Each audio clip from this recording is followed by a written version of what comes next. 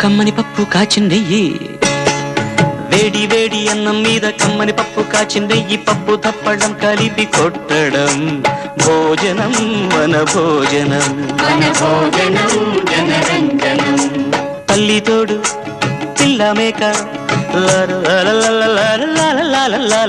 తల్లి తోడు పిల్ల మేక ఆలు మగలు అత్త కోడలు బాసు బంటూ ఒకటేనంటూ కలవడం భోజనం మన భోజనం